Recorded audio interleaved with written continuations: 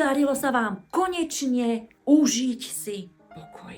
Ale prečítate si SMS-ku, niekto vám zavolá, a máte nejaký rozhovor s negatívnym človekom a znova ste tam, kde ste boli. Poďme si spolu pozrieť na to, ako si ten svoj pokoj udržať. Najskôr musíme identifikovať toho zlodeja pokoja.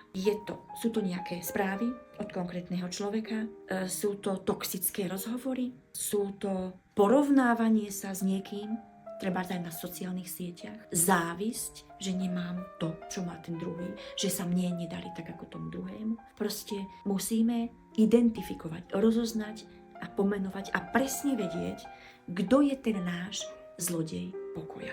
Nastavenie hraníc je úplne v poriadku. Povedať jasné nie tomu, čo ma oberá o pokoj, je úplne v poriadku. Pokoj je veľký Boží dar, o ktorý sa musíme starať. Naše srdce je ako záhrada. Musíme ju aj očisťovať.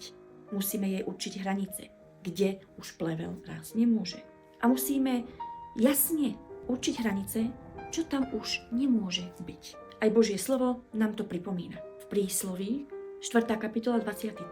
verš sa hovorí: veľmi si stráž svoje srdce, lebo z neho pramení život. To povedal kráľ Šalamún, ktorý bol v celej svojej dobe, a myslím, že nielen v svojej dobe, najmudrejší človek. Prečo sa neučiť od tých najmudrejších? Potrebujete ísť v tejto téme pokoja hlbšie?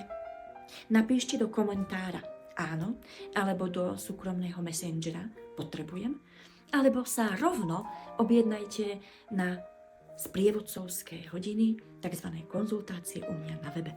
Odkaz tam samozrejme je.